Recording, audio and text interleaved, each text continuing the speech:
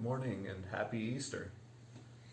It's been 1 week since we were together. Last time we were together, we were celebrating Palm Sunday, and this Holy Week we've been observing different days, and one of the days that we observed this week was Maundy Thursday, and this is the celebration that we remember when Jesus with his disciples, and he was in the upper room and they broke bread together, and just wanted to take you back to that scene a little bit and to talk through what's been going on this Holy Week, this week between Palm Sunday and Easter.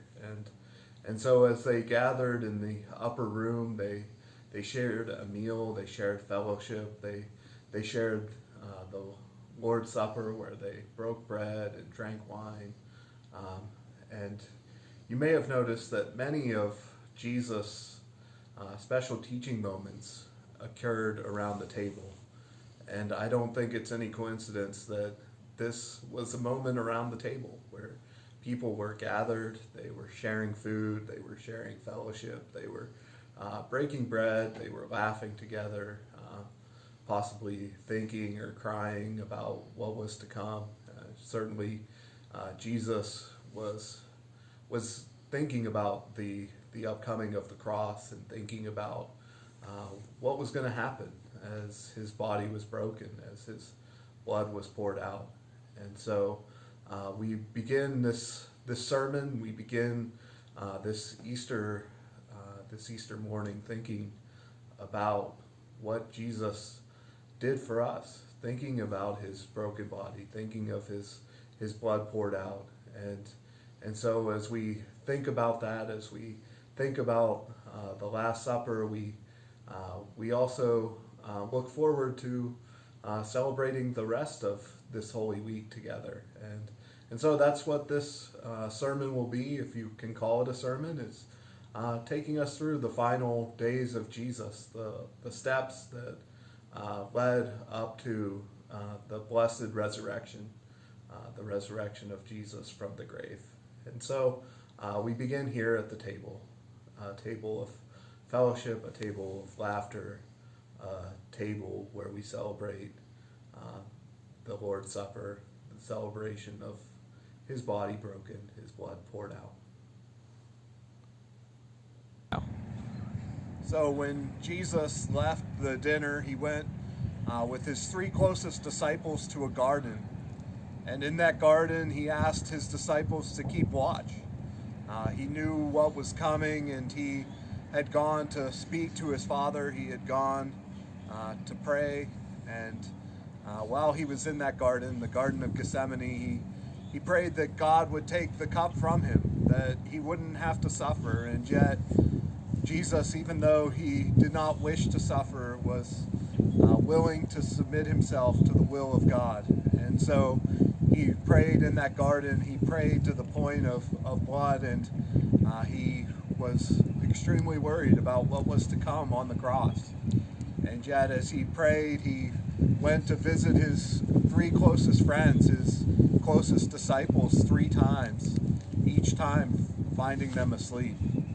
And so as we continue to walk through this story of Easter, this story, we see that Jesus is really alone. He is in a place where he's seeking to connect with his Father, and those that are closest to him are denying him. They are sleeping while he's asked them to keep watch.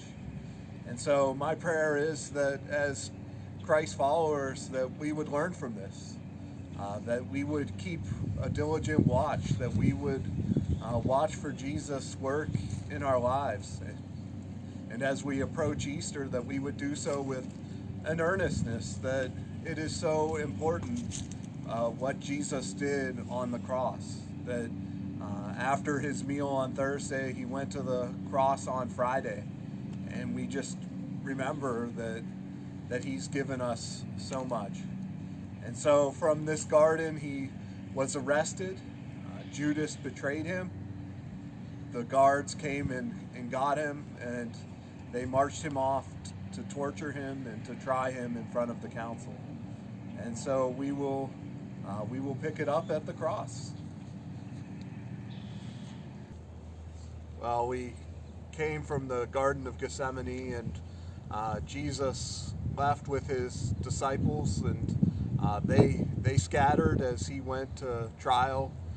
We may remember Peter went and was standing and taking everything in from the inner courts, and standing by the fire, and he was cold, and he fulfilled the prophecy that Jesus had gave, that he would deny him 3 times before the rooster crowed. And so here we are in the early morning. Jesus has been battered and whipped. He has gone through so much punishment, and yet the biggest punishment is yet to come. And as we come to the cross, it's here that I just wanted to let you hear the hammer on the nail as it went into the board. That this really happened with Jesus, that they really took the hammer and they drove the nail through his hands, through his feet. And as he did that, it would have been agonizing, astonishing pain. And yet Jesus went through that pain. Jesus went through the pain of this, and further the pain of separation from his Father. And he did it all because he loved us so much that he was willing to forego his own will and follow the will of the Father. And so this Easter, we're being reminded of all the ways that Jesus suffered, the ways that his pain was real. And yes, we experience some pain in our lives. We experience things that are hard. It's hard being at home all the time. It's hard giving up the pleasures and the things that we are used to. And yet our sacrifice pales in comparison to that which Jesus went through. The pain that Jesus went through, the bodily pain of the crucifixion, that was for us, that was to buy us our eternal life and our salvation.